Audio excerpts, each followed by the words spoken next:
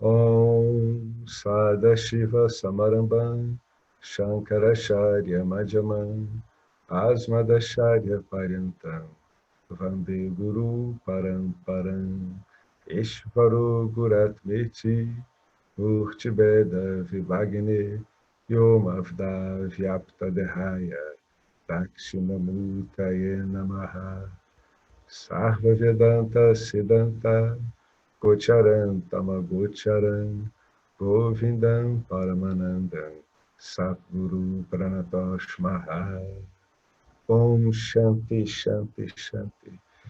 Bem-vindos a mais um encontro sobre o livro Vedanta, Visão do Todo, de Swami Paramarthananda, um dos expoentes atuais dessa linhagem, né, do Vedanta, a linhagem com origem Shankaracharya.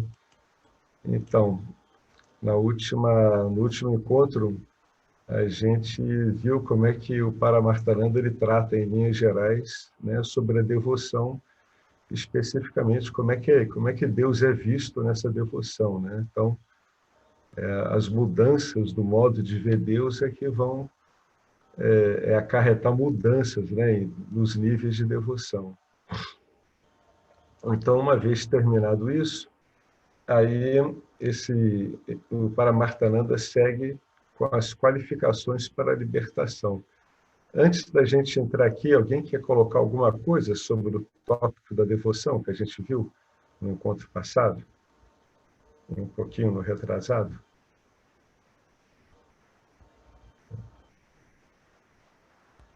Bom, então eu vou continuar, né? Então, segue o Swami, ó. 8. Qualificações para a libertação. O texto Tattva Bodha é um excelente texto preliminar do Vedanta, pois introduz e explica vários conceitos e terminologias importantes. Assim como as ciências da medicina, biologia e economia têm os seus próprios termos técnicos, também o Vedanta os tem. Tattva Bodha fala primeiro sobre as qualificações exigidas de um estudante de Vedanta. No mundo espiritual moderno, existe a noção de que alguém pode alcançar a iluminação a qualquer momento. Embora pareça terrivelmente antidemocrático afirmar o contrário, esse claramente não é o caso. Para o incontável número de buscadores espirituais por aí, apenas alguns se tornarão descobridores. Isso não ocorre porque algumas pessoas são mais favorecidas por Ishvara do que outras. É simplesmente porque elas têm uma mente adequadamente preparada, aderindo ao que Shankara chamou de qualificação quádrupla, sadhana chatushtayam. Essas qualificações são os 4 Ds, que é a discriminação, viveka, desapego, vairagya, disciplina, especificamente a disciplina sextupla, sakta sampati, e o desejo de libertação, que é mumukshtupa. O aluno que possui todas essas qualidades em abundância é chamado adhikari e está qualificado para ouvir e assimilar o ensino do Vedanta. Alguém quer colocar alguma coisa sobre essas qualificações?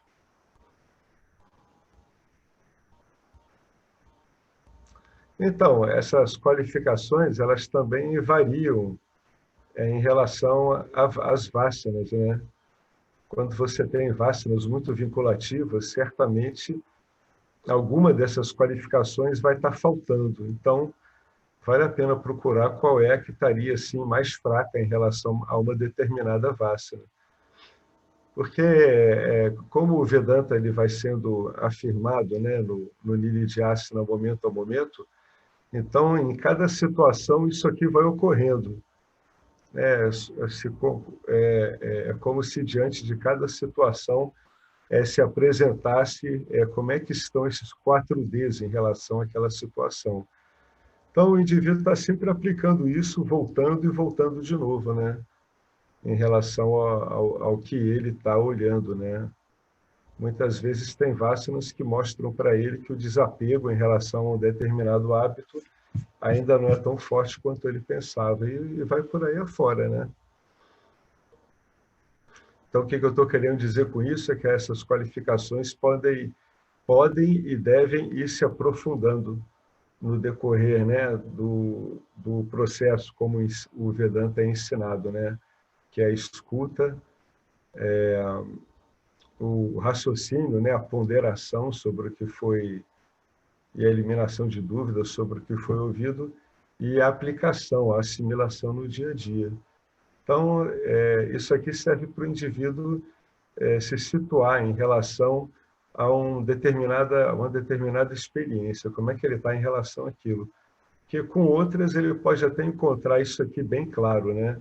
A discriminação, o desapego, a disciplina, o desejo de liberação, mas em relação a outros contextos, etc., ele pode ter uma dificuldade, né? Quando, por exemplo, vai lidar com os familiares, vai lidar com a profissão, aí ele já talvez falte um pouco, né? Talvez um pouco de discriminação mesmo, né? Desapego.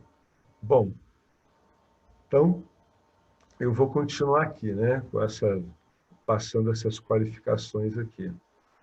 Agora ele vai entrar com um pouco mais de detalhe em como é que a gente pode entender essas qualificações, né? Que são prontidões da mente, né? A discriminação, que é o primeiro que aparece lá em cima, né? O viveka. A discriminação, ou viveka, permite-nos ver a limitação de buscar objetivos mundanos como um meio de realização e a necessidade de buscar moksha. Onde se lê discriminação, a gente pode ler também discernimento, a capacidade de discernir, né? De ver se algo que você está fazendo realmente tem a ver com o que você quer. Aqui, nesse caso, ele está dizendo que não tem, né? Porque a gente procura, né, os objetivos mundanos de modo que eles deem uma satisfação permanente. Então, não é um meio válido. Então, o discernimento ele mostra isso. Ele diz que, diante do que eu estou querendo, buscar objetivo mundano não funciona. Com a discriminação, podemos diferenciar entre prazeres mundanos passageiros e a liberação espiritual duradoura, entre a ilusão e a verdade, entre a ignorância e o conhecimento. Viveka, discernimento, nos mantém no caminho certo, permitindo ver com clareza e ter nitidez sobre o nosso verdadeiro objetivo. Sempre em relação ao que nós estamos querendo, né? Vocês se lembram lá no livro, né, A Essência da Iluminação, que uma das primeiras perguntas que o James faz é essa, né? Você tem clareza, nitidez sobre o que é o seu verdadeiro objetivo? Em torno disso tudo é que vai ser desenvolvido o resto. Viveka, o discernimento, só pode ser desenvolvido analisando inteligentemente a nossa experiência de vida, a experiência ordinária, né? Devemos examinar todas as experiências e determinar se nossos problemas são causados pelo mundo externo ou por nossa dependência para a nossa felicidade, né? Ou se a gente depende desse mundo externo para a nossa felicidade. E como é que a gente vai depender desse mundo externo para a nossa felicidade? Através das vásanas, né? Tem vásanas que são bem comuns a todos, outras já são bem específicas. Uma vásana bem comum a praticamente todos os jivas é a vásana de identificação com o corpo físico, né? Então, é isso que o indivíduo vai ver no discernimento.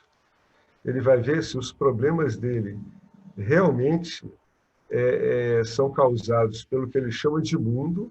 Aqui ele está querendo dizer que esse mundo não tem a autonomia que você está pensando.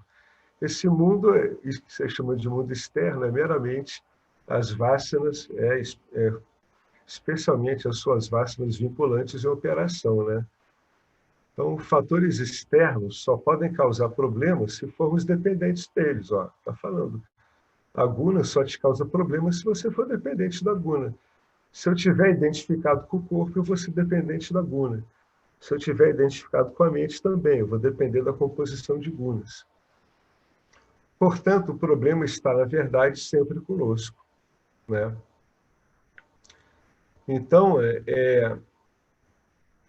analisar a sua experiência cuidadosamente vai mostrar como é que você evita esse problema. Que, no fundo, o que ele está querendo dizer?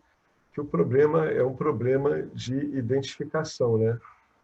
Quando eu falo que eu sou dependente de algum objeto, eu estou querendo dizer que eu estou identificado com ele, seja uma ideia, seja uma visão, seja uma identificação com algum veículo, tá?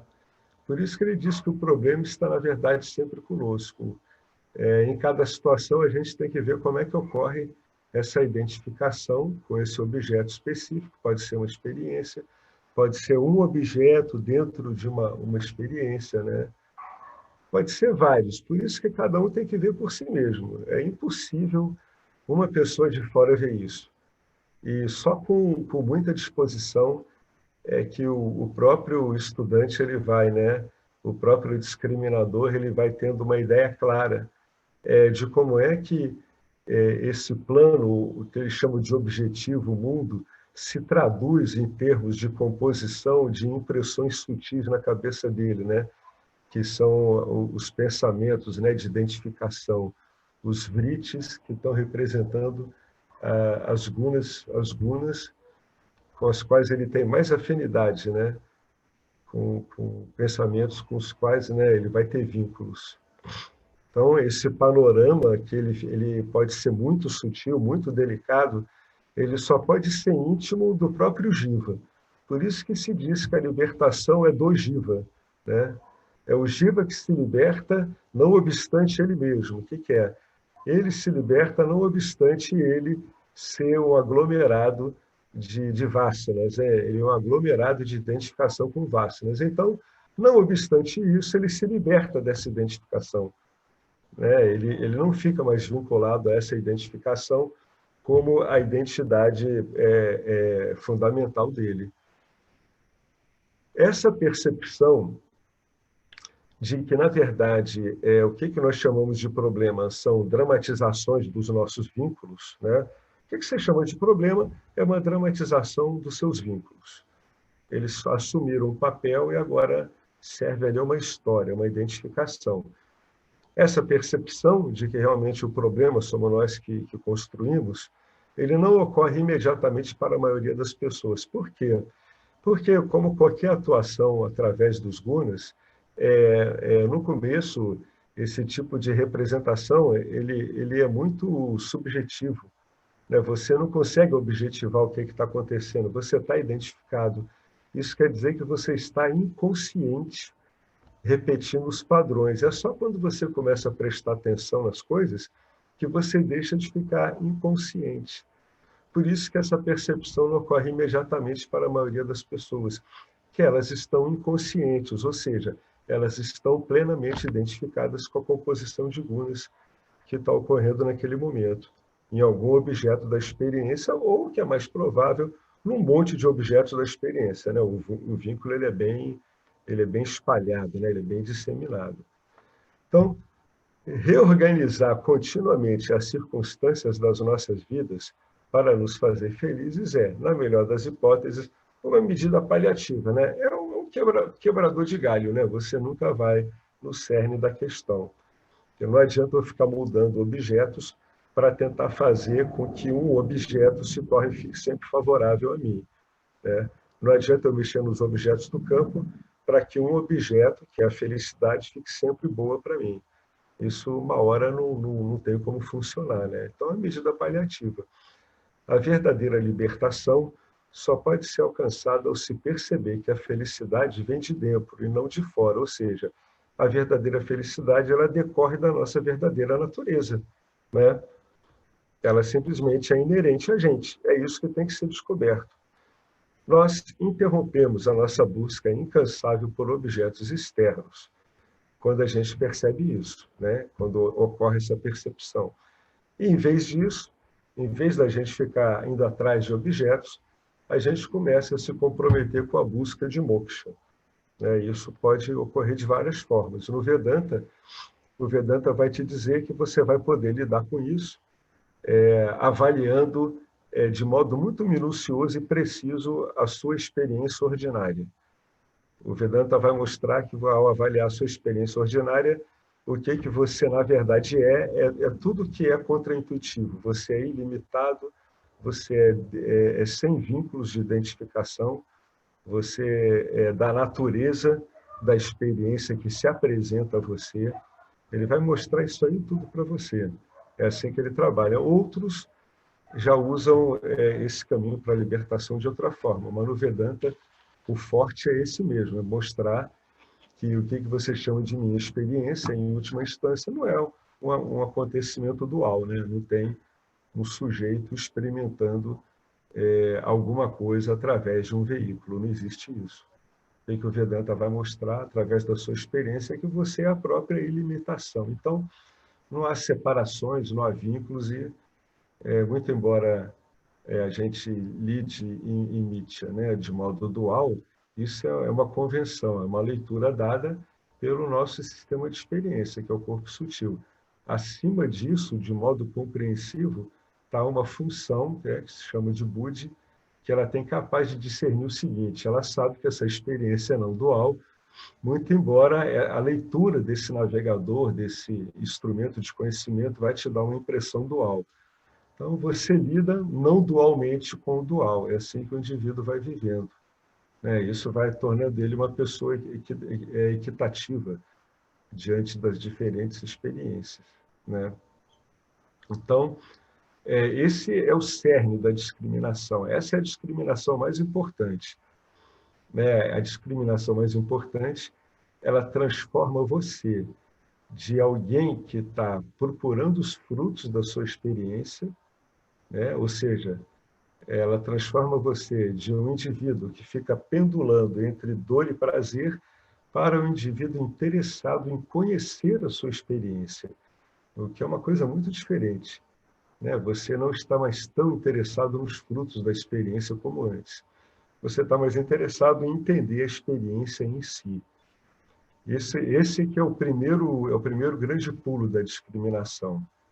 É quando realmente o indivíduo ele entende que o que vier do mundo não pode dar para ele a inteligência, a satisfação permanente. Então, ele vai deixar um pouco o interesse dele pelos frutos das ações, né? Porque o interesse nos frutos é que os frutos tragam felicidade.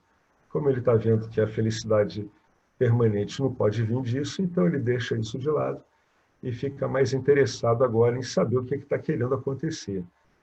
Ele fica querendo saber o que está acontecendo, como isso funciona. Esse é o primeiro grande passo do discernimento, né, da discriminação. O outro é o desapego. Uma vez estabelecida a discriminação, ou seja, uma vez identificado o problema e sabendo que você agora possui às suas mãos um meio de autoconhecimento, no nosso caso o Vedanta, isso leva ao desapego natural. Natural por quê? Porque é fruto do seu entendimento. Leva a um desapego natural em relação aos objetos do mundo, que é o Vairagya. O entendimento, através de como o Vedanta coloca essa ótica do mundo frente a esse problema que foi identificado, ele leva o indivíduo a se desapegar naturalmente em relação aos objetos. Ele compreende que ele não pode estar centrado em ficar fortalecendo vínculos com objetos, pelo simples motivo de que esses vínculos não têm como dar para ele o que ele está querendo, né? Percebendo que nosso apego aos objetos mundanos é apenas uma forma de escravidão, não fazemos mais disso a principal prioridade em nossas vidas. Embora ocorra, não é mais uma prioridade, né? Certas coisas ainda são necessárias para a nossa sobrevivência e saúde, tais como o dinheiro, a comida, o abrigo. Mas a nossa principal busca agora é a libertação dessa dependência de objetos, ou seja, a libertação do vínculo com objetos, né? Como se a gente tivesse viciado. Onde você lê vínculo, pensa em vício. E isso é alcançado apenas pelo autoconhecimento, né? É alcançado em decorrência de você estar assimilando adequadamente esses três estágios do Vedanta, que é ouvir adequadamente, resolver as aparentes dúvidas do que lhe foi apresentado, as aparentes discrepâncias lógicas, os aparentes paradoxos. Você vai resolver isso e depois você vai assimilar. Então, aqui o que ele está querendo dizer é que isso é alcançado apenas pela aplicação desse método tríplice, né? Que ele leva a moksha. Com o desapego adequado, o nosso apego a objetos externos diminui. Assim como se diz que o dinheiro é um bom servo, mas um péssimo mestre, as atividades mundanas também têm as suas necessidades, ou seja, elas têm o seu fundamento na sua vida.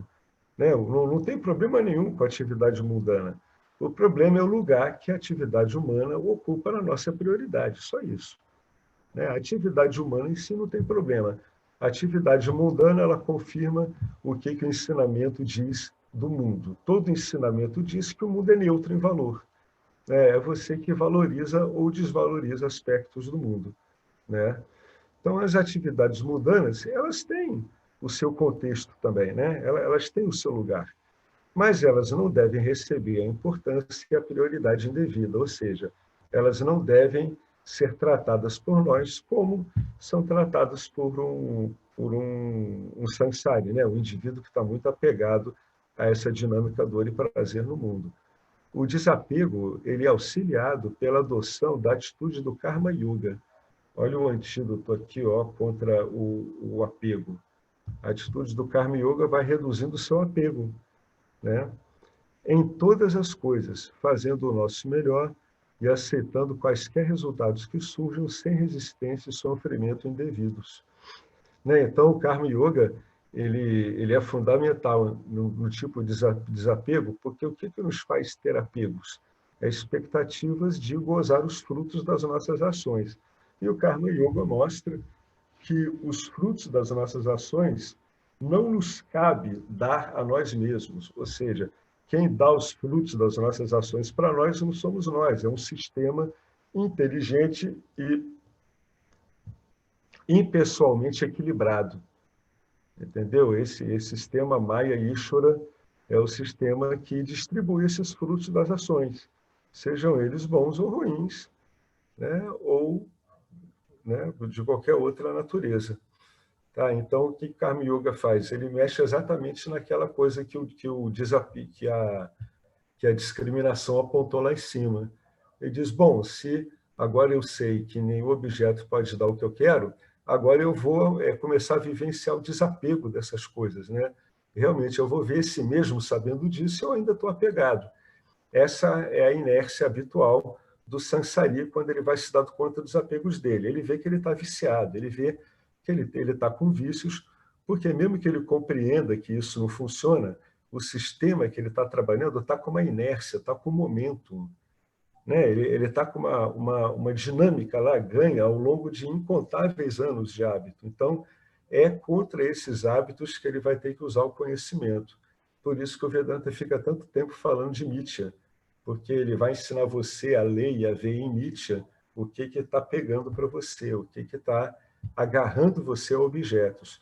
No fundo, esse sistema é um sistema de detecção e é um modo de tratar, né, vasanas que são vasanas vinculativas. É isso que faz esse sistema. Ele ajuda você a detectar, ele ajuda você a reduzir ou até mesmo eliminar aquele vínculo. Né? É assim que ele trabalha. Né? E um dos modos que ele faz isso com muita eficácia é a atitude do Karma Yoga. É fundamental isso aqui, né? Ainda mais que ela é muito mais realista do que o indivíduo ter uma visão egocentrada, que não se justifica diante de entender que o campo todo não tem um centro, né? Não tem um ator centro ali. Né? O campo é uma ocorrência, onde você tem vários objetos ocorrendo, vários outros egos e daí por diante. Então, mesmo que o indivíduo ele no começo não esteja muito convencido do Vedanta, vale a pena aplicar o Vedanta, porque mesmo que não seja uma verdade para ele, ele está se enganando, entre aspas, com algo muito mais próximo da verdade, muito mais eficaz. Então, isso é até um recurso que se comenta no modo como se usa, né, o método. Né? É um método, então tem modos de usar ele. Alguém quer acrescentar alguma coisa em relação à discriminação e ao desapego? Alguém quer comentar algo da própria experiência? Como é que está vendo isso, né? Porque isso é falado o tempo todo, né? Praticamente tudo que a gente lê no Vedanta acaba se tocando nisso. Isso é um daqueles radares que o indivíduo usa para detectar como é que está o funcionamento do corpo sutil dele. Ele vai detectando essas coisas aqui, né? Em geral, o mero uso do conhecimento reiteradamente, ele vai transformando uma coisa na outra e largando coisas que não interessam, né? É mais por conhecimento mesmo, né? O entendimento de como a coisa funciona e a aplicação disso o tempo todo, né? Vai transformar você num conhecedor da sua experiência. Então, só esse fato já te coloca numa posição de destaque em relação à experiência, né? Você está vendo a experiência do ponto de vista de um observador, né? Inclusive o desejo pelos frutos, você consegue ver também. Tudo isso você pode dizer que é objeto. Não precisa ficar aborrecido com o personagem se ele está desejando os frutos. O importante é saber que tem uma função ali no corpo sutil que está desejando os frutos, basta isso. Né? Mesmo que muitas vezes seja irreal na situação, ou provavelmente não vai ocorrer, ou tem mais chance de ocorrer, mas é importante ir objetivando todos esses movimentos que os gunas vão causando na gente através das vasanas, né? É interessante ir objetivando tudo. É muito importante porque, às vezes, o mero hábito de ficar olhando essas coisas como elas se organizam vai dando uma corrigida, é engraçado isso, vai colocando no lugar, assim. Você vai ficando íntimo do panorama sutil da sua mente e do que aciona sua mente ou não. Né? Então, você fica bem consciente do que está acontecendo, sem pressionar, sem querer impedir nada, sem querer reter nada, né? Nem impedir os pensamentos que não são agradáveis, nem querer que eles cheguem, nem reter os que são bons. Você vai se acostumando a você ter uma livre entrada e saída com os pensamentos. Fica mais interessante você conhecê-los pelos que eles são do que ficar alterando o funcionamento deles, né? Aí depois, com o tempo, fica mais fácil lidar com isso, né? Porque você já consegue ver a força de cada pensamento. Cada pensamento, quando entra, ele tem uma capacidade de mobilizar o seu sistema energético, o seu pranamaya kosha. Ele consegue fazer isso, né? Cada pensamento que entra, ele tem uma associação com o seu manomaya kosha, né? Com as suas emoções, né? Você olhar esses impactos nos diversos coxas ajuda você a se familiarizar com isso. E você, ao fazer isso, você objetiva como essas coisas estão ocorrendo no seu sistema. Isso ajuda você a não lidar com isso de modo automatizado, né? E ver se essa ação que está sendo induzida aí, porque, na verdade, todo pensamento ele coloca como possibilidade uma ação, né? Ou a abstenção da ação, e aí você vê se vale a pena tocar isso em frente, se isso faz sentido, né? Muitas coisas não faz sentido, outras fazem. Né? Então, tem que ir olhando isso com cuidado, cada conjunto desses. Oi, Betânia. O professor me falou uma coisa no fim de semana, né? Não sei se foi sábado ou domingo, que me ajudou bastante, porque quando a gente fala desse desapego, e às vezes a gente tem algumas vassas que são vícios, né? E aí a gente se sente, ela é vinculativa no sentido de que vou falar, vou fazer isso aqui, né? Vou fazer isso aqui de novo, putz, isso aqui me dá um prazerzinho tão gostoso, deixa eu fazer isso aqui de novo, né? É assim mesmo. E aí me vinha, né? Então, essa chavinha que o professor me deu esse fim de semana foi importante. Aí me vinha uma sensação de fracasso, venci pela minha raça, né? E aí o professor falando lá, né, no sábado, no domingo, sobre o impostor, né, o ego, que daí eu falo, ixi, assim, né, bem, e não é você, né? Vamos continuar enquanto ela volta. Alguém quer acrescentar alguma coisa em relação a esses dois? A discriminação, o desapego. Repara que para o Vedanta, Esse primeiro movimento aqui de discriminação, ele é fundamental. Em última instância, é a discriminação que está dizendo assim, eu estou ciente do que eu quero, ou pelo menos eu estou ciente daquilo que eu não quero. Né? Mas é o passo fundamental, é esse aqui. Esse é o passo 001. Né? De toda firmeza nesse passo vai depender os outros. Né? O indivíduo tem que estar Ô, firme. Alex, Oi, fala, Henrique. nesse processo, né, que você está falando aí, né, que realmente a discriminação é fundamental, né, a gente vai se desapegando mesmo, as coisas vão se acomodando, mas também é uma coisa que eu já percebi, já vira e mexe, a medida que vou me aprofundando, o desapego pelas ações, você entra num processo de, não sei se acontece aí com outras pessoas, imagino que sim, entra uma desmotivação, né, um desencanto pela vida. Eu não sei, e às vezes você se, puxa, será que estou entrando em um processo de depressão, né? Ou alguma coisa parecida. E aí, eu sei que eu sou consciente, né, que eu tenho que me segurar, né, para não voltar a, como se diz, de voltar ao Sansara, no sentido de voltar para procurar motivações, né? Mas se segurar nesse processo, nesse momento, nesse estágio, né? Não é fácil, né? Porque, pelo menos a minha experiência, né? Ele é como que a vida perde, como se diz, o colorido, né? Aquelas coisas que antes você estava muito apegado, motivado, começam digamos, a perder esse colorido, né? Começam a ficar, digamos, cinzas, né? E aí bate esse negócio, né? E aí, como que lidar com isso, né? Eu sei que tem que se manter aí, né?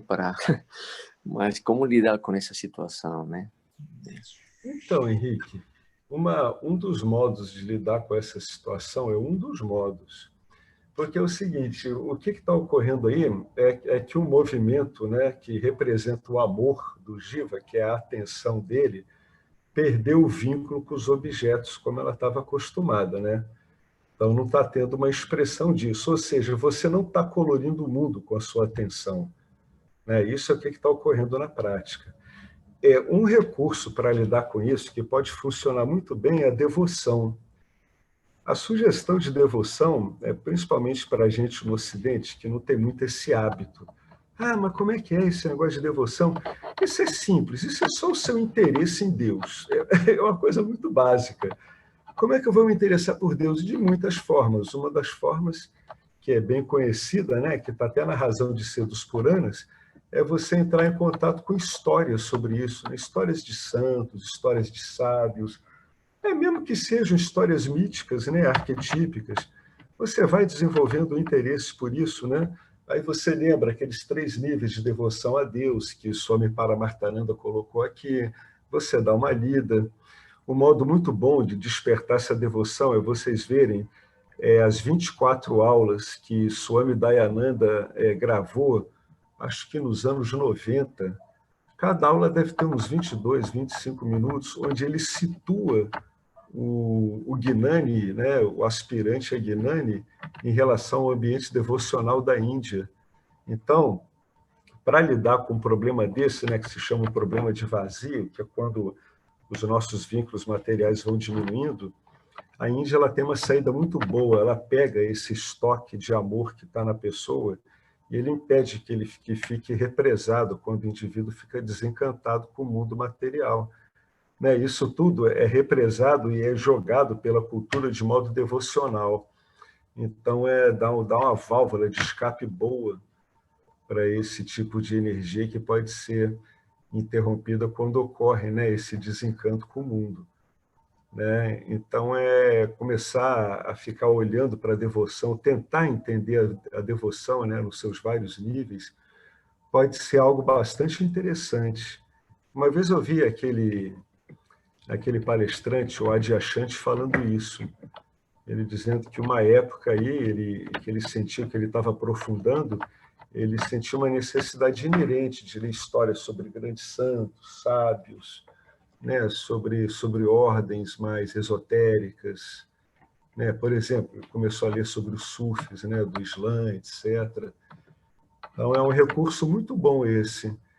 E, finalmente, você lê um texto devocional mesmo. A gente pega, né, alguma escritura que tem uma característica mais devocional e a gente vai lendo, né? Para o ocidental, talvez seja um pouco...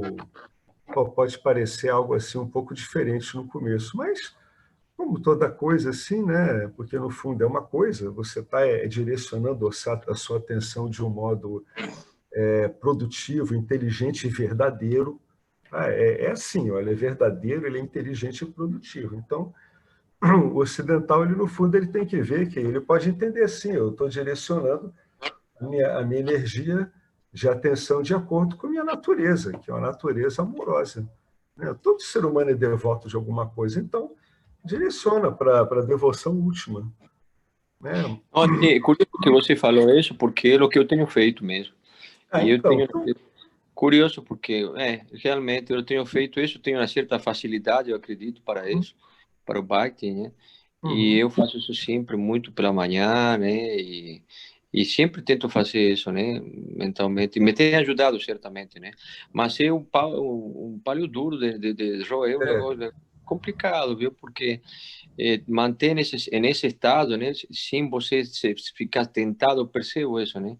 Você meio que fica tentado de voltar para procurar, digamos, como se dice, de novo, voltar colorido, né? E é, aí mas eu sei, eu tenho consciência de que não é esse o caminho, né? Porque aí vou voltar de novo para trás, né?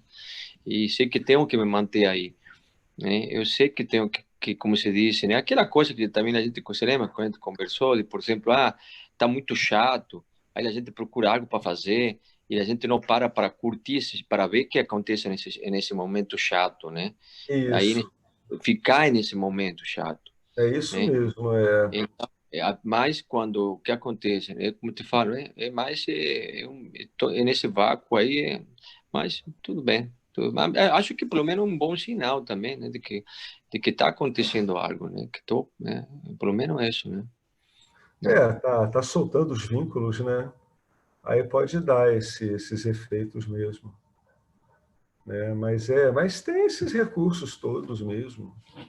A outra é questionar seriamente, né? Pro ocidental, o Henrique, o ocidental ele tem uma grande vantagem que é uma imensa desvantagem.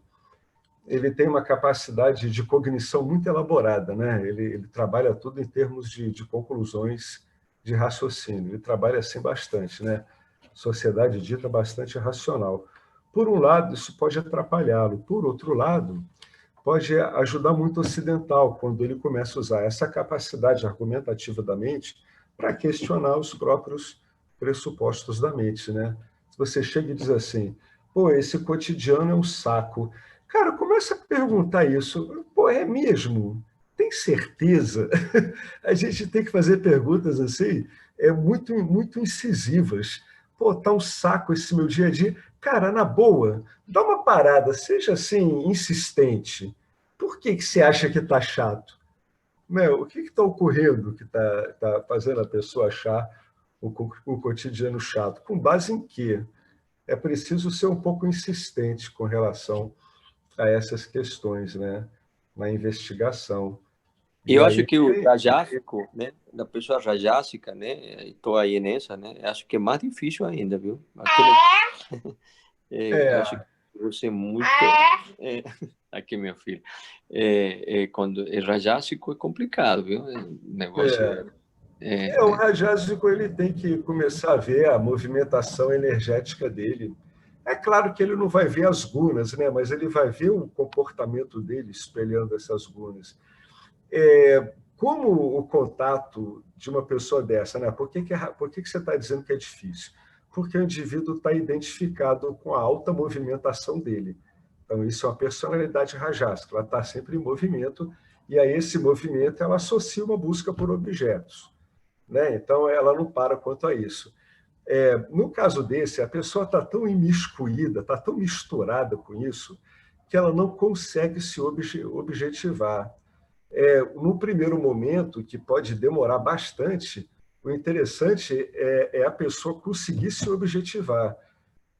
Isso pode ocorrer quando ela sente a quantidade de aceleração inútil que ela dá a ela mesma, que não vai resolver nada. Sabe aquela pessoa que sai correndo na rua e no final tem que parar no sinal para atravessar a rua, como você também? Porque o sinal fechou? É a mesma coisa. A pessoa que é muito rajásica, ela começa a objetivar bastante ela primeiro repara uma aceleração muito acima do normal e do necessário. Não tem necessidade nenhuma dessa aceleração. Esse momento é um momento de desconforto, porque, na verdade, ela não pode fazer muita coisa, porque ela está objetivando aquilo. Então, ela está vendo como aquilo funciona, né? Como aqui a gente foca primeiro no contato com o entendimento da experiência em si, primeiro a gente tem que saber ver a experiência. Então, nesse momento, pode haver um grande desconforto, porque você nota que, inicialmente, não tem como mudar nada daquilo. O sistema acelera a sua revelia. Depois, é claro que você vai vivenciando isso inúmeras vezes, inúmeras. É claro que a velocidade vai diminuindo, você vai começando a ter um foco melhor, você vai arrumando melhor a sua cabeça, né? Isso é o que se chama de conscientizar-se. Então, é o jeito que a personalidade rajásica tem. Ela toda hora tem que estar voltada para isso, para eu me conscientizar da tremenda velocidade que eu opero. O tamásico é eu me conscientizar da minha completa inoperância, né? Esses são os dois principais problemas. É claro que tem outros vínculos com Sattva, mas a gente está falando desses aqui, né? Então, o indivíduo rajásico ele tem que conseguir ver a velocidade dele, né? E a pessoa, o que faz? Ela se perturba. Isso perturba tanto ela que ela cria uma outra projeção, que agora ela quer reduzir aquela velocidade. É por isso que quando o indivíduo ele vai investigar, ele tem que estar relativamente equilibrado. O que é relativamente equilibrado? É você estar relativamente equânime em relação aos pensamentos associados com as emoções que entram e saem do seu corpo sutil. É isso que é estar relativamente equânime. Você tem que estar relativamente equilibrado para você, na hora de investigar, você não se aborrecer, não confundir achando que aquilo tem que lhe dar resultados e começar a fazer uma coisa muito comum, que é criar um monte de projeções em cima das projeções que você está investigando. Que aí a sua investigação ela pode ficar bastante confusa mesmo, né? E passar por momentos bem delicados. É por isso que tem esses recursos todos, né? Então, uma devoção, ela vai apanhar uma pessoa rajásica que está encontrando um grande vazio na vida e ela vai canalizar aquela atenção, né, para algo misterioso, Deus, algo que ele não pode objetivar e que, no fundo, é um dos interesses dele no autoconhecimento, né? Esse é um movimento. E o outro movimento é esse, é o do indivíduo, ele realmente ele tem que, aos poucos, na velocidade que puder, do jeito que for possível, ele tem que dar um jeito de começar a objetivar os movimentos e as identificações do personagem. Quanto a isso, o Jiva ele não tem opção nenhuma. A única opção que ele tem é ficar atrasando isso. É a única, ele não tem outra. Ele pode ficar atrasando, por isso que isso desagrada tantas pessoas nesses caminhos do conhecimento. Porque em todas esses caminhos, mais cedo ou mais tarde, o Jiva ele tem que ficar um pouco mais íntimo desse panorama sutil, onde surgem as vontades nele, que emoções estão associadas. Isso muitas vezes apresenta uma série de desdobramentos que não são nem um pouco agradáveis e nem interessantes. É por isso que as pessoas acabam saindo. O Jiva ele pode atrasar, ele olhar isso com cuidado, ele sutilizar o intelecto dele para isso, que é o que ele está fazendo, ele está se tornando sutil. Ele pode atrasar isso o tempo que for possível, mas ele não tem como escapar. Uma hora ou outra, ele é o cara que vai ter que se responsabilizar por esse conjunto, por essa máquina processadora e produtora de projeções que é a mente dele, né? Ele vai ter que tornar isso cada vez menos inconsciente, né? Alguém quer acrescentar mais alguma coisa em relação a esses dois aí que a gente tocou? Ô, Alex, Ronaldo, tudo bom? Opa, tudo bom? Diga, Eu passei por essa fase também que o Henrique passa aí, e é uma coisa interessante, né? Eu sempre usei aí, claro que varia de pessoa para pessoa, mas aquela ferramenta básica do Vedanta, né? A separação entre o sujeito e o objeto. Ou seja, que eu acho que é uma ferramenta bastante potente, que é a ferramenta da discriminação que a gente mais vai usar ao longo de todo o caminho, né? Ou seja, você sentar no momento que vem essa coisa toda e perguntar quem realmente está deprimido, quem está realmente passando por esse sofrimento, né? Ou seja, você fazer, claro que é uma ferramenta, você não tem como separar isso, mas como ferramenta você pode fazer, né? Então você separa de uma forma que você consiga ganhar mais potência, ou seja, você se desidentificar do personagem, do que a Betânia fala, do impostor, aquele falso ego que, na realidade, as pessoas dão força para ele como se fosse uma entidade viva, mas, na realidade, é só um processo de pensar, né?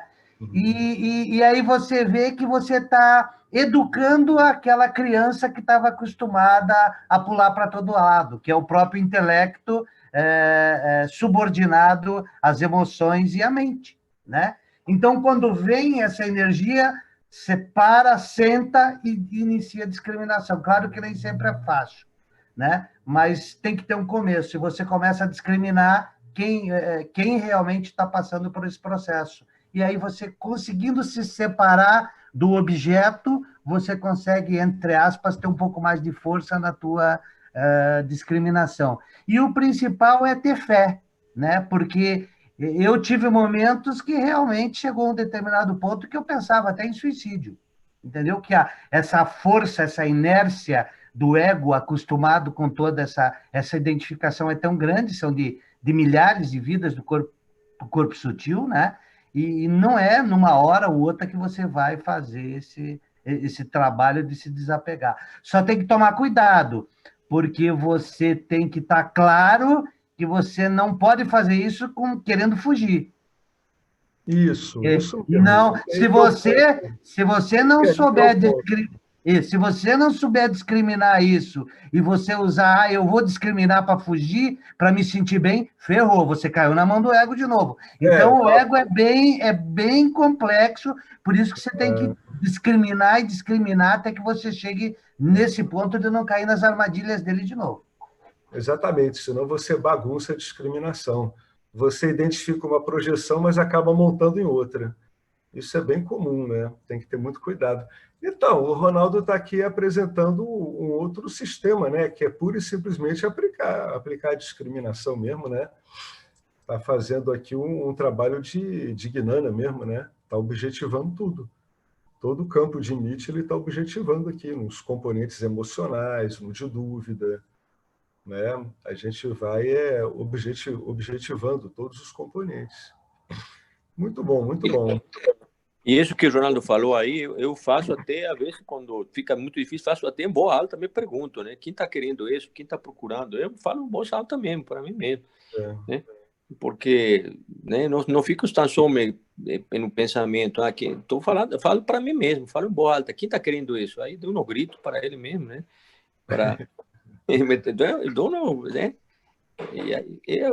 São ferramentas, né, que a gente vai usando, né? São várias. A outra é rezar. Rezar pedindo direito sempre é muito bom. Sempre é muito bom. Pedindo direitinho, numa linguagem compreensível, para isso, sim, é uma oração muito boa e sempre é atendido, né? Não do jeito que você pensa, mas sempre tem uma boa pista aí, com uma boa oração. Oração, para mim, é um dos jeitos mais legais de conseguir assim, uma orientação, né? Um apoio. Uma orientação, uma oração bem feita, ela tem muito poder e muita força. Deixa eu continuar aqui, então. Agora ele vai falar no desejo de libertação, né? Então, ele começou aqui com a discriminação, a gente viu o desapego, né? Aí a gente deu uma parada, agora vamos para o desejo de libertação.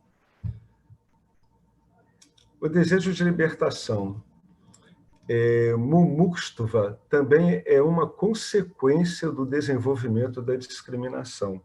Ou seja, na hora que você percebe o que você está querendo, juntamente com isso começa a vir um desejo de você se libertar desses obstáculos. Ao perceber que a libertação oferece satisfação mais duradoura do que a busca de ganhos mundanos, fazemos de moksha nosso objetivo principal.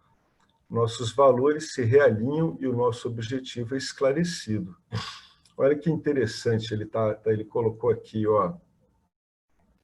Quando você vai trabalhando isso, naturalmente vão ocorrendo alinhamentos entre departamentos da sua compreensão de mundo, né? Um departamento ele entende que não adianta procurar satisfação nos objetos. O outro departamento ele entende que não dá para procurar uma satisfação duradoura no mundo temporário, né? No mundo de existência com começo, meio e fim. Um outro departamento ele vai alinhando os valores da sua vida com esse entendimento, né? Esse tipo de conhecimento ele começa a mexer nesses desejos, ele vai arrumando tudo que está ligado a ele, diretamente ou indiretamente, né? Se uma criança pequena que tem uma nota de R$ 5 recebeu uma oferta para trocar por uma de 100, provavelmente ela desejará manter a nota de 5, porque ela não sabe a diferença de valor entre as duas notas. Somente ao crescer e desenvolver a discriminação, a criança vai aprender que a nota de 100 tem um valor muito maior do que a de 5, então vai ficar muito feliz em trocá-la. Da mesma forma, com Viveka, vemos que moksha tem muito mais valor para nós do que ganhos mundanos. Daí vem Vairagya, no qual nosso apego aos objetos mundanos diminui. E daí surge Mumukshtuvam, no qual o nosso compromisso com moksha cresce. Esse desejo é necessário para nos motivar e nos comprometer a continuar investigando e trabalhando com o ensino, até que o conhecimento seja finalmente assimilado, resultando em libertação para o indivíduo. Viver inteligentemente baseado no Karma Yoga naturalmente leva a Viveka, Vairagya e Mumukshtuvam, né?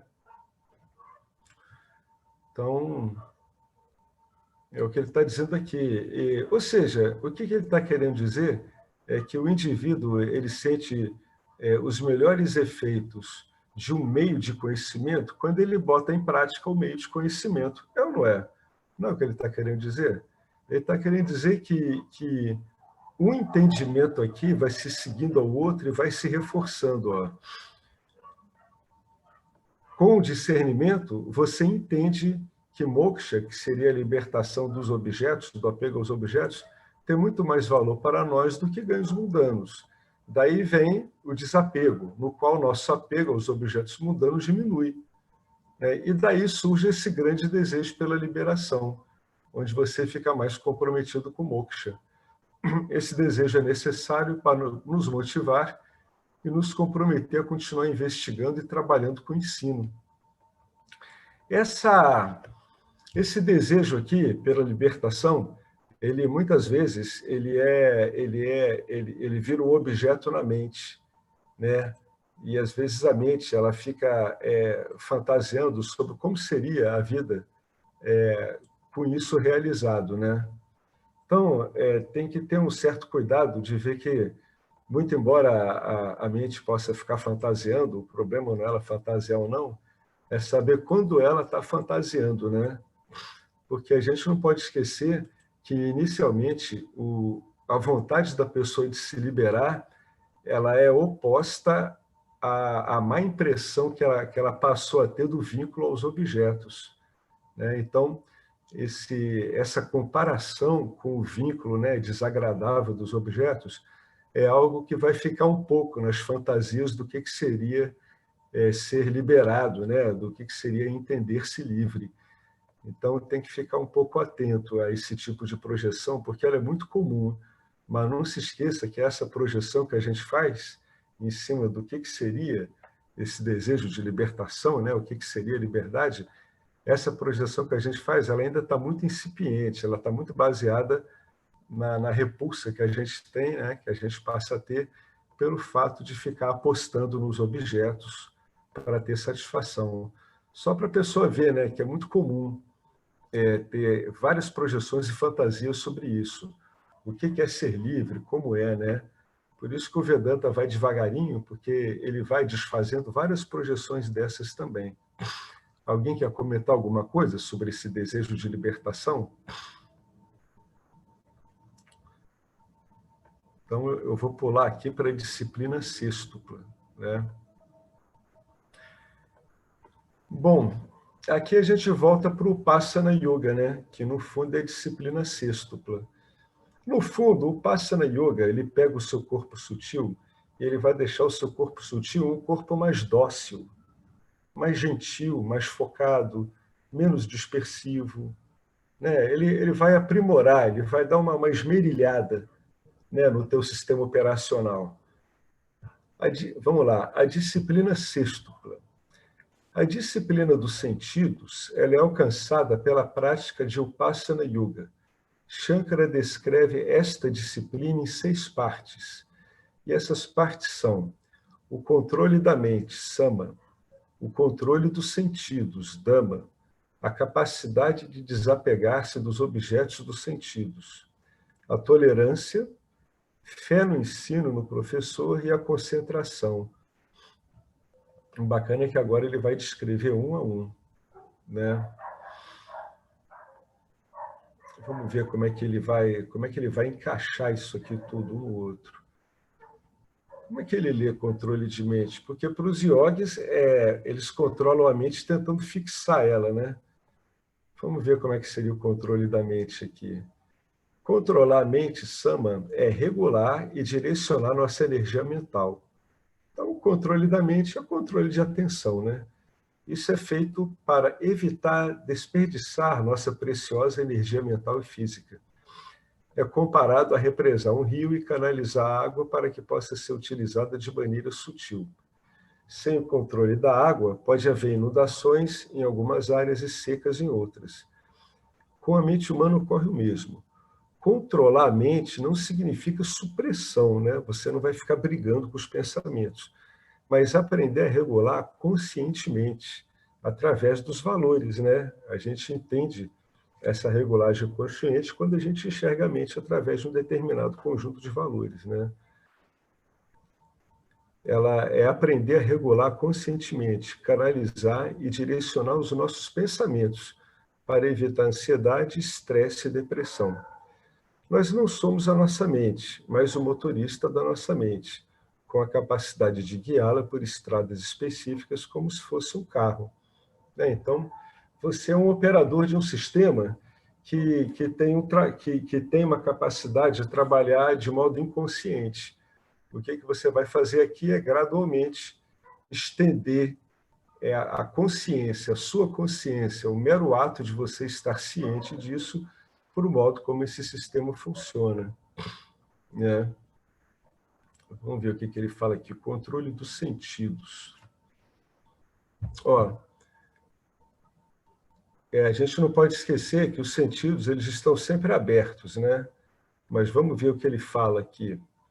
Controle dos sentidos. Cabe a nós decidirmos o que queremos experienciar através dos nossos sentidos.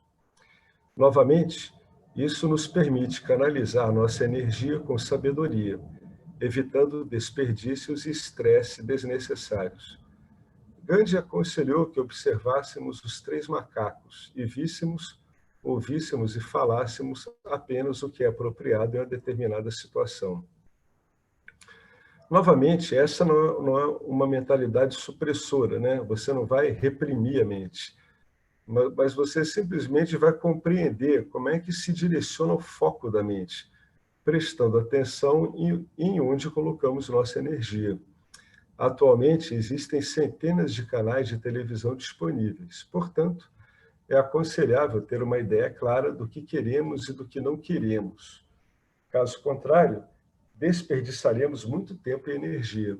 É por essa razão que o controle dos sentidos é uma qualificação valiosa.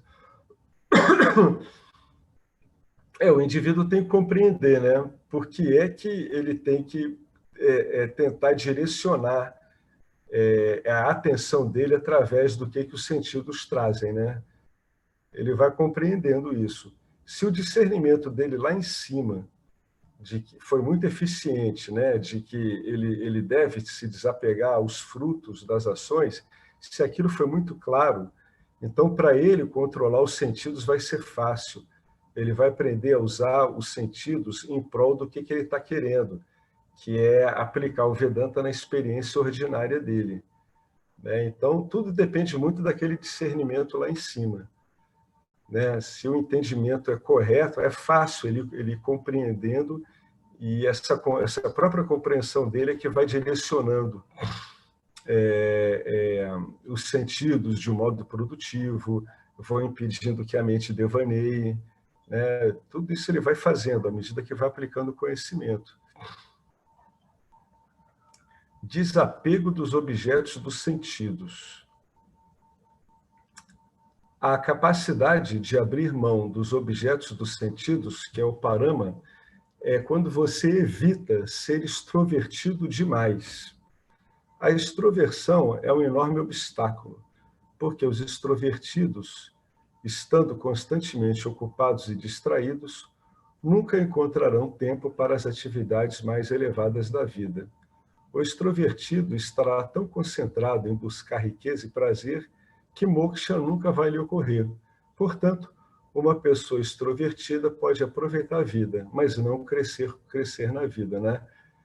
Toda a energia da pessoa, toda a atenção dela está colocada na busca de satisfação através dos objetos, né? Então, isso aqui é aquela pessoa extremamente rajásica, né? Que ela pula bastante, né, de objeto a objeto, e sempre procurando extrair um fruto, né, um lucro disso. Bom, o verdadeiro sucesso não vem do prazer, mas ele vem do crescimento. É necessário certo grau de desapego para isso. Não precisa ser um afastamento absoluto, né? Ninguém está dizendo aqui que você vai ter que se trancar no quarto, ficar isolado no local, né? Correndo do usufruto dos prazeres da vida como o diabo fugindo da cruz. Não, não é isso. Você vai usufruir desses prazeres, mas sem achar que isso é o mais importante que está ocorrendo naquela experiência. A coisa mais importante que está ocorrendo naquela experiência, você vai cada vez mais achar a capacidade que você tem de objetivar a experiência e não ficar usufruindo dos frutos da experiência, né? Dos bons frutos da experiência. Não precisa ser um afastamento absoluto.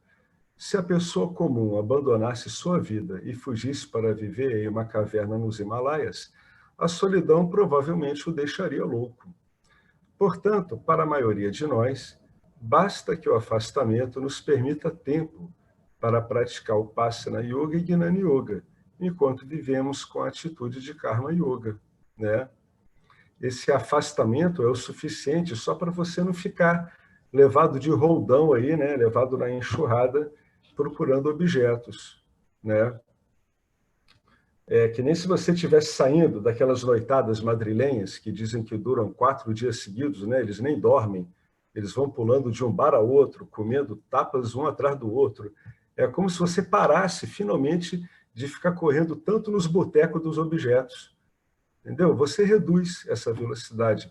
Como ele disse aqui, não é para você transformar isso numa austeridade, não. É só você direcionar isso de acordo com aquele discernimento mais relevante que você teve ali em cima, que é por causa daquele discernimento que você está começando a rever toda a sua relação com os objetos do campo, né? É o que está acontecendo aqui. Você está revendo toda essa relação aqui, né?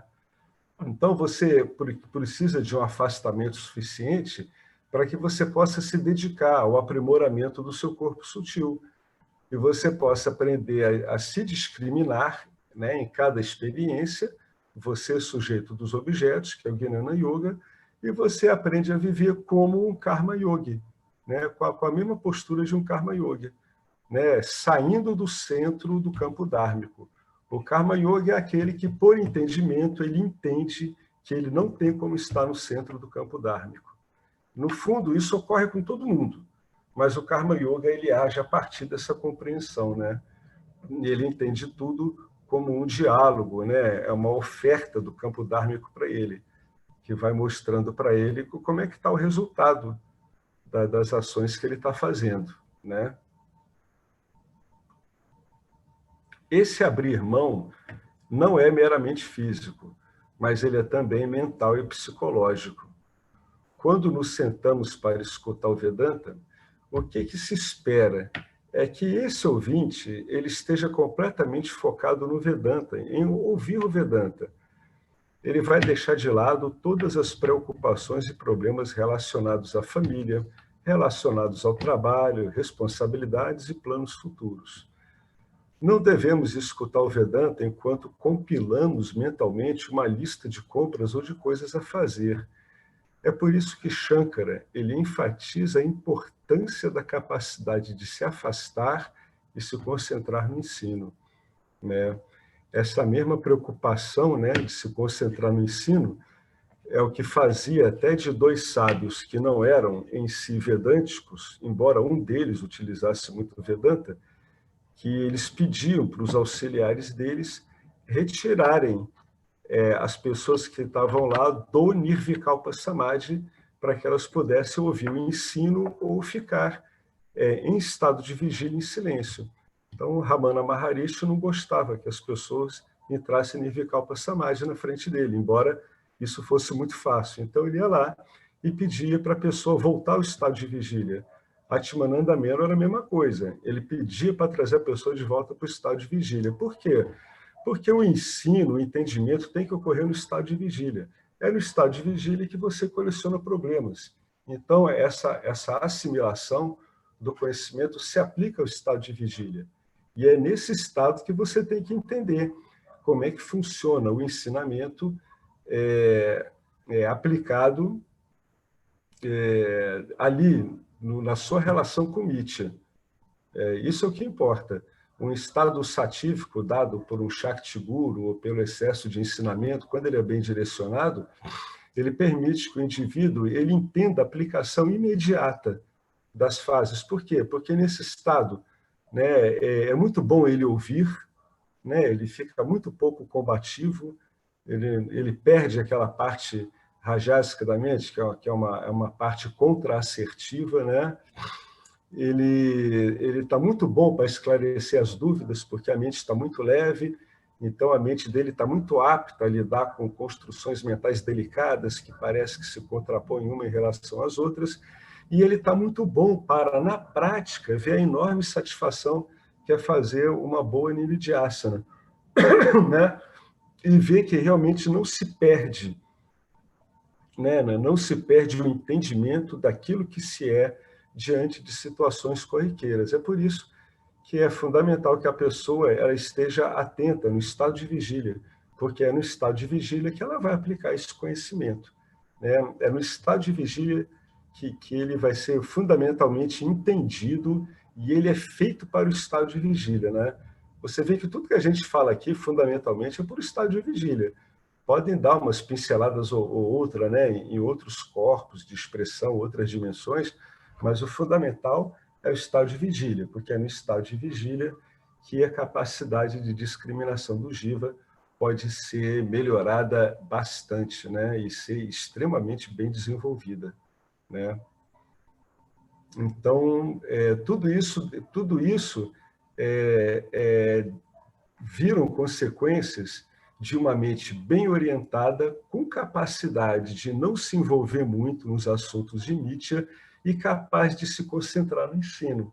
É o que ele colocou aqui, no final. É por isso que Shankara enfatiza a importância da capacidade de se afastar e se concentrar no ensino. Por quê?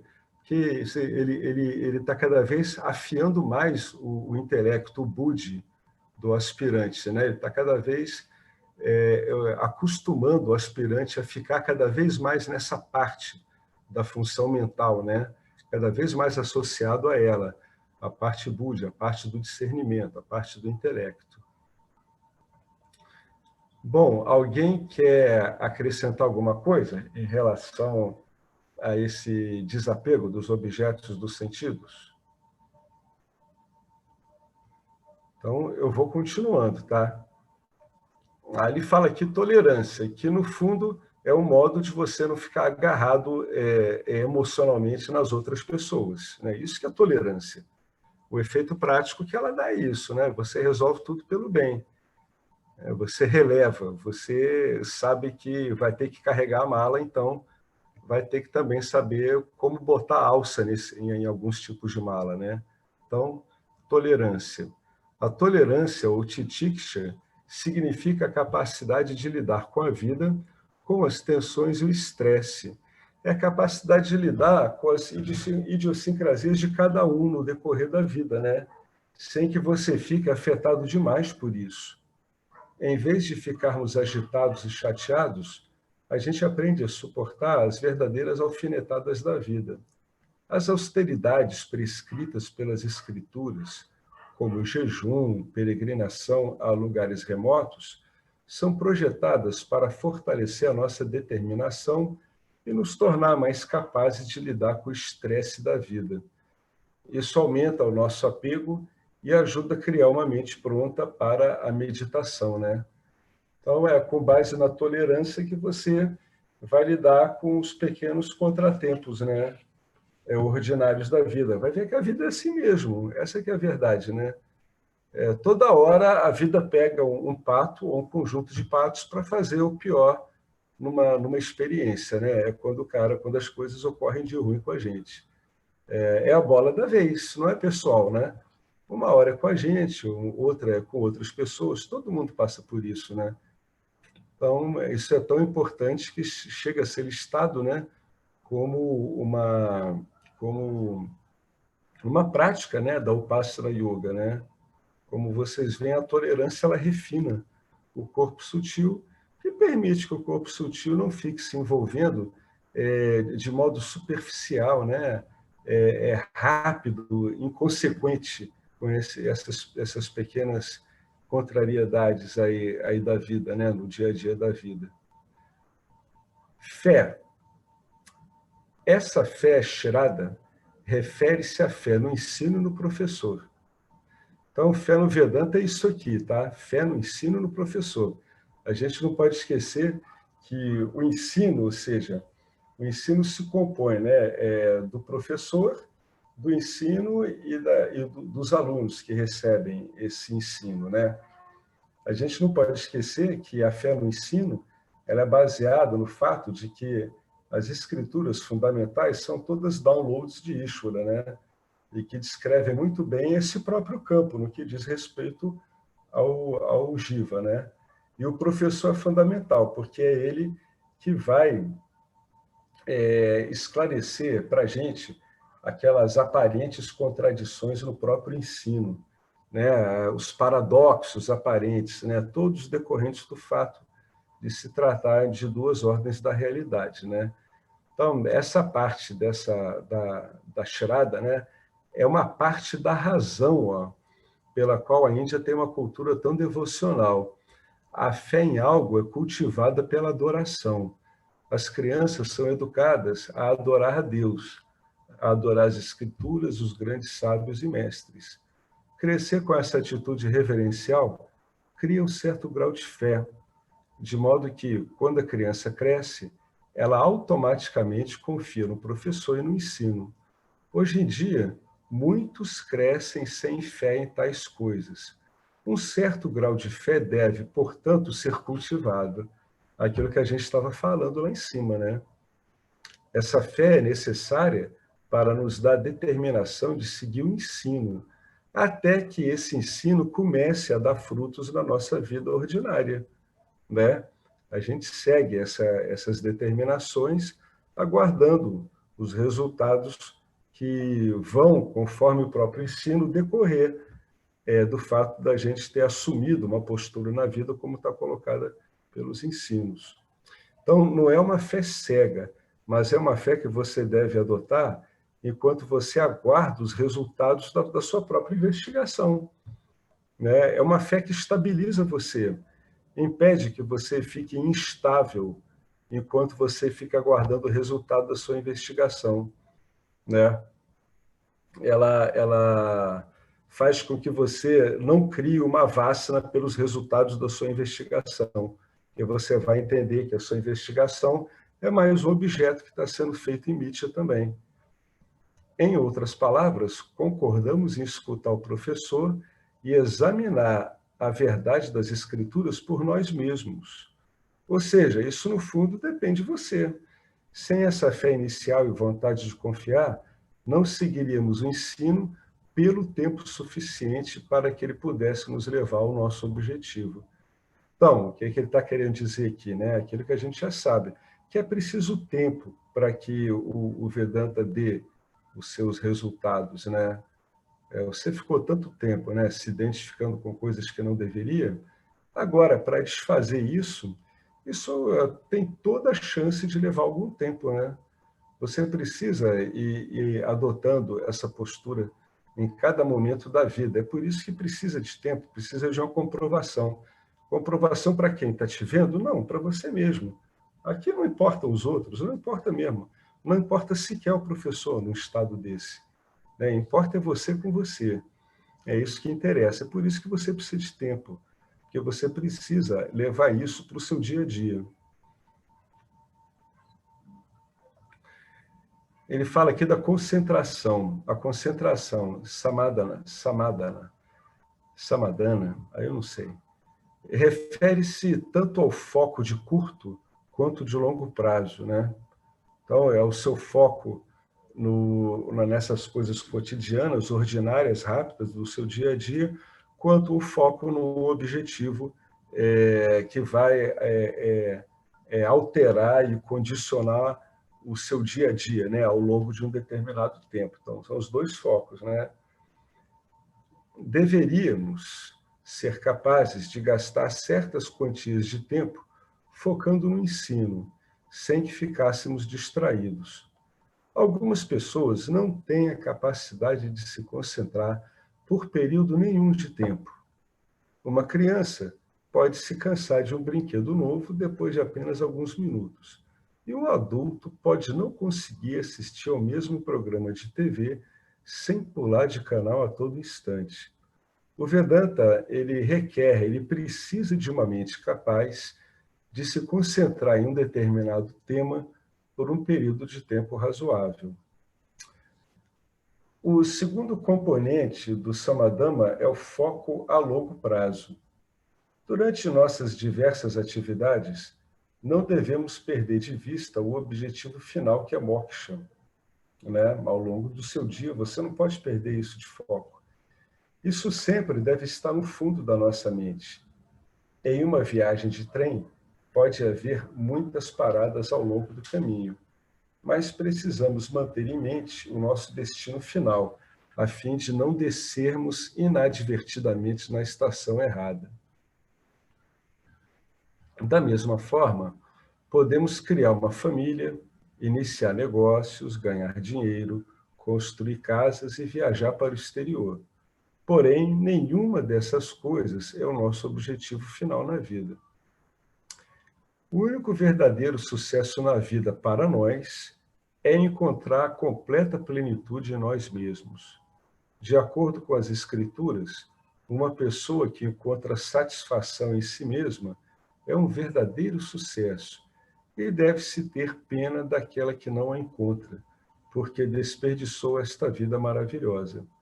Este corpo foi emprestado de Ishvara para atravessar o oceano do Sansara. Antes que o barco se desintegre, devemos chegar ao outro lado do oceano. Esse objetivo, que é a verdadeira liberação, deve estar sempre em primeiro lugar em nossa mente. Essas qualificações são adquiridas vivendo uma vida de Karma Yoga, além de praticar meditação e Upasana Yoga. Essas qualificações preparam a mente para Moksha, permitindo-nos assimilar e integrar plenamente o ensino do Vedanta. Pois é, quando você assimila e integra bastante o ensino do Vedanta, você enfraquece demais os obstáculos a moksha. Né? Não há uma relação de causa e efeito. Né? Nada na vida é certo. Né? Não quer dizer que pelo fato de você estar estudando Vedanta de um jeito ou de outro, isso certamente ocorre, fica claro. Não, muitas vezes não. Porque na vida não tem nada certo. Né? Muitas pessoas começam a desenvolver coisas que não chegam à sua maturidade. Mas a verdade é que o Vedanta ele bem aplicado, ele afeta muito os obstáculos à moksha, né? Ele faz com que esses obstáculos percam muita força. E bem orientado, né? Então a gente já pode achar que moksha passa a ser uma compreensão possível, né? Numa pessoa que está desse jeito. Gente, eu vou parar por aqui, porque o próximo ele vai fazer aquele enfoque através dos 3 corpos e os 3 estados. Tá? Alex. Opa, então... Opa, fala, Newton, tudo bom? Tudo bem, você? E aí, tranquilo, cara? Muito tranquilo. Bom. Muito bom vê-lo aí, cara. Só fazer uma observação aí que eu achei interessante nesse último pedaço. Quando você se interessa pelo Vedanta, você já tem alguma claridade, porque senão você não se interessaria pelo Vedanta. E aí você entra num círculo vicioso, ou vicioso não, é... Virtuoso. Virtuoso. Porque aí você, com base nessa claridade de ter já visto o Vedanta como um meio válido de conhecimento, obviamente que ele vai te dar um outro retorno. E assim sucessivamente. O interessante é que as pessoas, quando se interessam pelo Vedanta, nem sempre elas são capazes de enxergar que elas já estão vendo com claridade. Eu observo, sobretudo aqui pelas participações das pessoas aqui, que elas têm uma claridade muito boa em se expressar, em aplicar já um conhecimento que parece que elas não têm, mas que elas têm bastante já.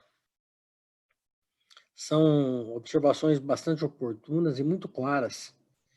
E eu acredito que isso já está nelas. O Vedanta vem corroborar, normalmente, aquilo que você já sabe. Não se pode esquecer disso, isso é interessante. E isso também, algum tempo atrás, aí você fez um comentário a respeito de nós acharmos que a vida, o dia a dia, a rotina é um saco, né? Isso porque, como regra, nós esperamos do mundo que ele sempre nos dê algo. E essa expectativa, é lógico, ela não acontece. E há uma frustração muito grande em a gente não ter aquilo que a gente acha que a vida vai nos dar. Por isso mesmo que o Nisargadatta Maharaj, ele é bem convicto em dizer que a gente não deve esperar nada do mundo. Porque quando você está com você não tem essa expectativa de esperar nada do mundo, numa gíria um pouco bem conhecida de nós aqui, o que vier é lucro, né? Então é muito interessante. E uma outra coisa que eu queria falar, que também você discorreu sobre aí, a questão da devoção, e eu não me lembro quem aí fez um comentário, a leitura de livros de santos, de gnanis já bem avançados, e principalmente desses que são muito devocionais, a simples leitura, muitas vezes, ela já nos fortalece. Porque você não é capaz de ler um livro se você não estiver, ao mesmo tempo, lendo, auscultando a si mesmo e refletindo sobre aquilo. Então, a leitura é um dos modos, como você bem colocou, nunca existe um só. É um dos modos, muitas vezes, de nós sairmos dessa sensação de fracasso e de depressão, e que nem sempre é fracasso e depressão. É só uma desilusão com os objetos mesmo. Não é? Então, é só essa observação que eu gostaria de fazer. E para eu também não vir aqui assistir a tua aula e não fazer nenhuma intervenção aqui. E eu também gostaria de dizer que esse livro é muito bom, excelente. Estou gostando muito de ler, por sugestão tua, inclusive, né? E eu estou achando muito bacana. É isso aí. Pô, Nilton, obrigado aí pelos comentários, né? São observações muito oportunas, né? A pessoa, quando ela está no Vedanta, realmente, ela volta e meia, ela tem que entender que ela está no Vedanta, né? Que ela está entendendo isso aqui, que ela está envolvida com isso aqui, né? Então, ela realmente já está trazendo, né, um conjunto de aptidões que já estão claramente apontando que ela anda bem com isso, né? Ela fica bem com isso. Vocês olharem a quantidade de pessoas que estão ficando juntas ao longo dos anos aqui, está ficando um núcleo aqui, né, de pessoas mais consistentes, né? Elas estão assim, ficando cada vez mais, aprofundando mais, porque estão vendo naturalmente o aprofundamento do estudo, o resultado que ele dá. É muito bem colocado aí ao Newton, é sempre bom a gente trazer isso de novo, né? Relembrar de novo a pessoa, né? Essa afinidade que já existe, né? Pelo simples fato de já se estar algum tempo nisso. Muito bom, muito obrigado. Alguém quer acrescentar mais alguma coisa? Alex. Fala, oi, fala, Fernando, tudo bom? Beleza. Oi, tudo bem, boa a observação do companheiro aí, né? Porque aí explica, né, que a gente, que tanta força tem o mumuxo para aceitar, para dar tirada a algo tão contra-intuitivo, entendeu? Uhum. Ele tá buscando algo, ele tá querendo ver algo que ele já é e aceitar e dar confiança ao ensinamento tão contra. É porque ele já está com essa força já, né? Eu vi assim, né? Essa explicação. Ou seja, por que o mumuxo aceita, dá confiança a algo tão contra-intuitivo, como é o ensinamento? É uma situação de desespero, né? De saber que ele já é, mas está faltando algo, né? Essa força, né? De aceitar o ensinamento e dar confiança ao ensinamento que não é como uma ciência que mostra um celular e aceita, né? Não, é algo que ele está necessitando realmente, né? Que impulsiona ele a dar essa confiança ao ensinamento, né? O indivíduo fica assim, né? Por que eu estou tão interessado nisso, né? É como se uma outra instância de capacidade de conhecer fosse se mostrando, né? Aí vem esse desejo ferrenho, né? A pessoa não sai mais mesmo. Quando ela é tocada por isso, ela não sai mais mesmo. Ela, na verdade, ela começa a entrar num ambiente que a maior parte das pessoas não entra, né? Que a gente até comentou nesse encontro de hoje, né? Ela vai tornando a capacidade de discernimento dela tão sutil que ela começa a acompanhar como ela funciona em termos sutis de pensamento, emoções, né? O que leva ela a continuar nisso é realmente uma coisa meio impressionante, cara, porque a pessoa ela vai se esquecendo do que vai ocorrendo, porque inicialmente ela está completamente identificada, que é um sistema de referência muito diferente quando você começa a objetivar esse monte de objetos, que era através deles que você se identificava, né? Então, como isso vai funcionando é um mistério mesmo, porque, afinal de contas, é como se a gente estivesse sendo empurrado em direção a um desconhecido, né? Você não quer mais saber de objetos, mas o que haverá, entre aspas, depois dos objetos, né? Você vai sendo empurrado a um óbvio que você sabe que é por aí, né? É evidente que você sabe que é por aí, mas você não faz a menor ideia como. É bastante inusitado mesmo, né? Tem uma pressão aí que ela é dada, né? Para mim é como a própria vida funciona, né? É o mesmo motivo pelo qual um pássaro está no ninho, uma hora ele vai, abre asa e voa, né? Existe uma coisa dessa que se aplica aos seres humanos também, algivas, no momento do autoconhecimento também, né? É difícil saber, né, o que vai Alex, mantendo. e ele falou também, o mais engraçado é depois que, não sei, a pessoa com autoconhecimento estabelecido afirmar, né? O Vedanta só serviu para mostrar o que eu já sei. Agora tá fácil, né? Assim, no bom sentido, né? Muitas vezes é verdade, velho. Termina aí mesmo. O Yanni joga o livro para trás e fala, isso eu já sabia, pô. Né? Lembrei. Por isso que o Ramana dizia, né, que os Vedas são tão úteis para quem tem o conhecimento quanto uma poça d'água num dia de monções, né? Não tem utilidade nenhuma. Depois do autoconhecimento, não. Mas Alex, Nós sabemos que o sol brilha todos os dias, mas assim mesmo a gente admira o sol. Pois é, verdade. O Vidyaranya diz, né, que é bacana, né, depois que o autoconhecimento fica claro, as escrituras do Vedanta ficam mais bonitas ainda, né? Aí ele está lá falando de curtição mesmo, né? Aí fica curtindo. Agora a pergunta que fica para o Yanni é assim, ó, onde que eu estava, cara?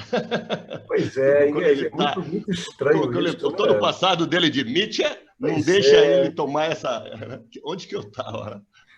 Parecia um sonho, né? Um sonho mesmo. Ontem, a Ilat fez uma publicação curta no grupo, foi bem legal, sobre isso, sobre moksha, né? Que, na verdade, não há moksha, né? Porque a gente já é livre, né? E é uma questão de que nem é o sol que o Newton falou agora, que está sempre brilhando aí. Essa questão. Então, aonde a gente estava, não, eu acho que é o ego que está nessa de aonde que a gente estava, né? Porque a gente, esse feeling que a gente tem, essa identificação com o Vedanta, é porque a gente é isso, é a nossa verdadeira natureza. E quando a gente fica com o ego meio que querendo não se render, né? Vamos dizer, algo assim. Por isso que fica nessa, nossa, como eu não vi antes. Eu acho que é uma luta do ego em assumir, né? Que o moksha, na verdade, não é nada a ser adquirido, né? Já está aí. O meio de conhecimento, como é o caso do Vedanta e outros meios de conhecimento também, ele vai te dar um fundamento, entre aspas, teórico, e vai te dar essa confiança de que você já é o que você é. E você não tinha esse modelo teórico para reconhecer que você já é a consciência pura, livre e infinita.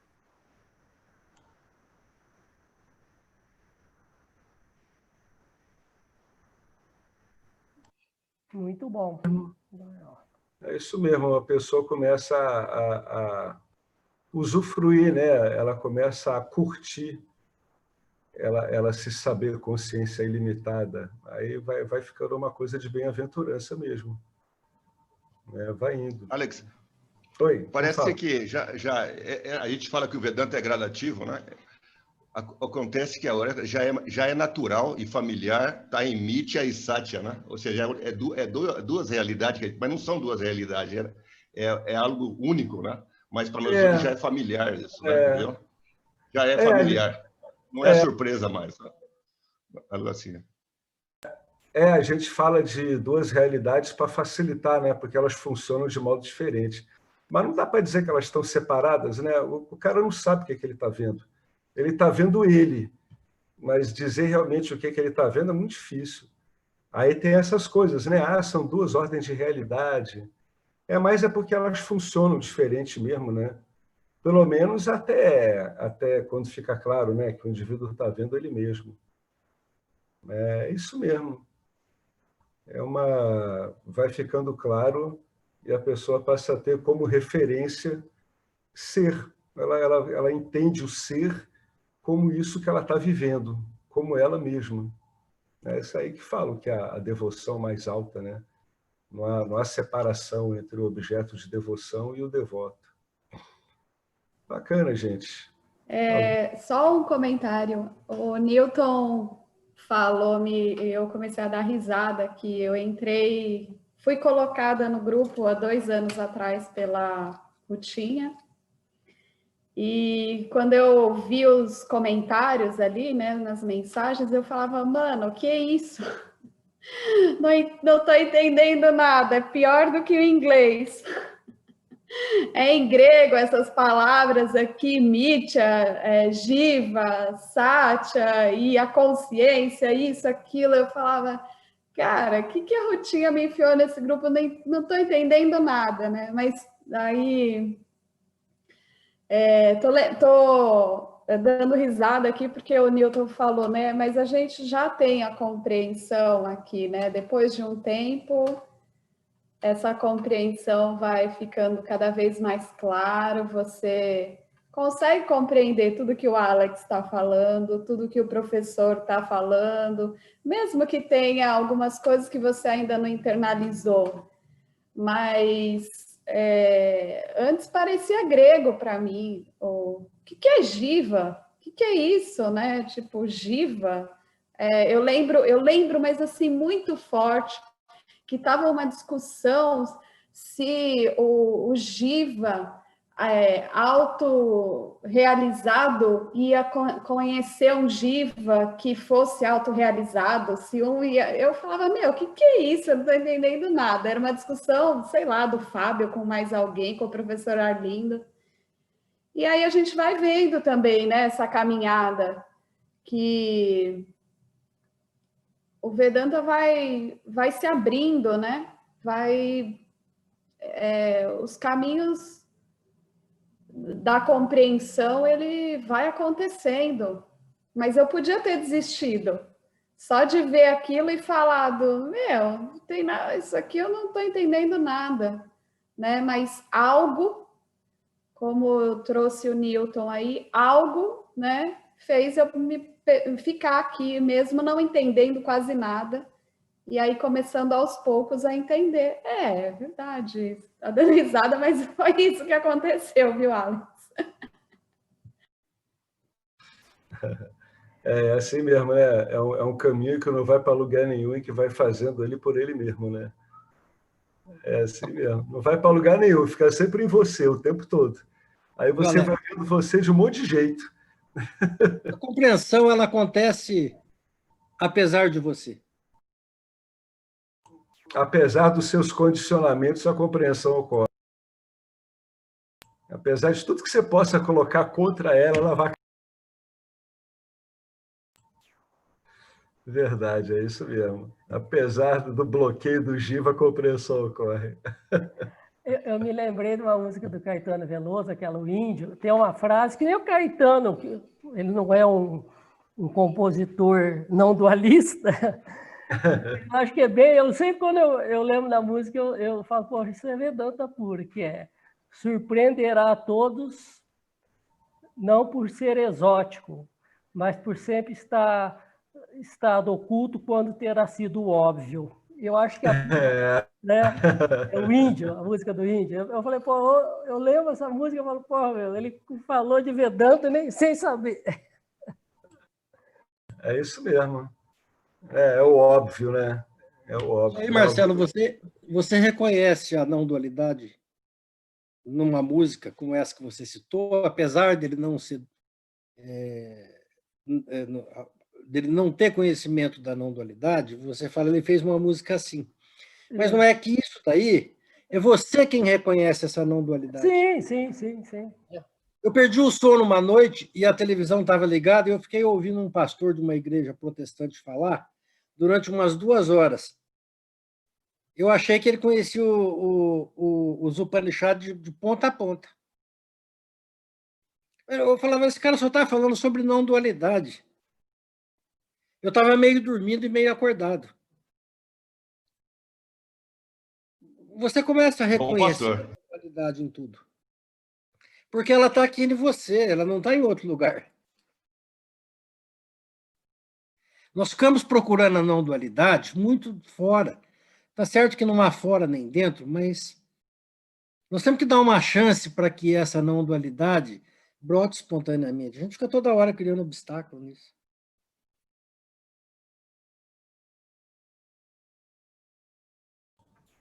É verdade, é assim mesmo.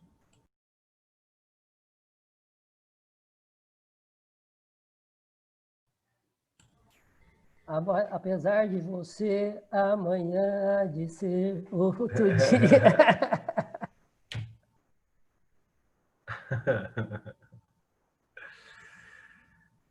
É isso aí, gente. Obrigado aí aos comentários. Alguém quer adicionar mais alguma coisa? Então, semana que vem, no outro encontro, a gente entra aí nos 3 corpos e nos 3 estados. Então, vamos lá? Só um aviso. Eu coloquei no link, o link daquelas palestras, são 20 palestras do Dayananda. Eu coloquei o link aqui no chat. E para quem for ouvir o vídeo e quiser procurar, tem no YouTube, procura por Discursos de Swami Dayananda Sarasvati, que vai encontrar lá no YouTube. São 20 palestras, em torno de uns 20 minutos, né? Isso. Então, quem quiser... Muito bom, viu? Essa sequência é ótima. Dá para entender bem ali o contexto que ele usa. Ele é muito bom, ele situa muito bem as pessoas ali. Bom, gente, então vamos. Om Purnamada Purnamidam Purnamudachyate Purnasya Purnamadaya Purnameva Vasishate Om Shanti Shanti Shanti. Muito obrigado a Ishvara, muito obrigado a essa Sampradaya, ao Vedanta, a esses professores. Muito obrigado a todos nós aqui reunidos, né? Obrigado aí ao comentário de todos. Prazer em revê-los e vamos tocando aí, né? Nossa vida ordinária, assim, olhada sob o ângulo do Vedanta. Vamos até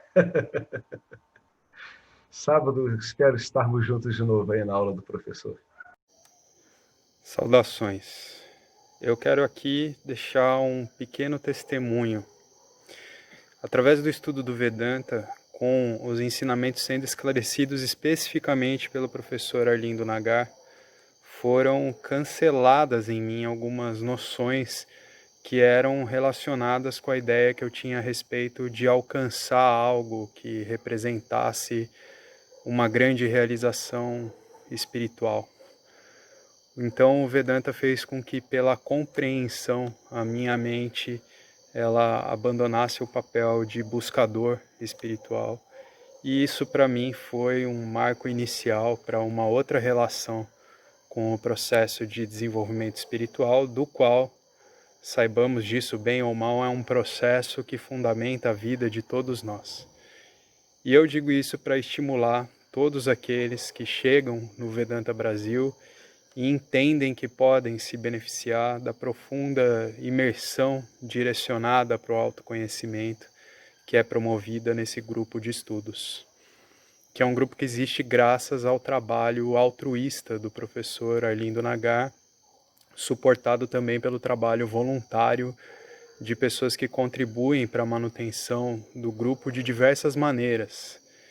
E entre as várias formas de contribuir com esse trabalho, as contribuições regulares em dinheiro, elas são necessárias. Então, se você se beneficia do trabalho desenvolvido no Grupo de Estudos Vedanta Brasil, faça uma contribuição. Qualquer quantia é muito bem-vinda. As informações para transferências em dinheiro ficam disponíveis na seção Avisos do nosso grupo no Facebook e serão colocadas na descrição desse vídeo aqui também. Namaskaras.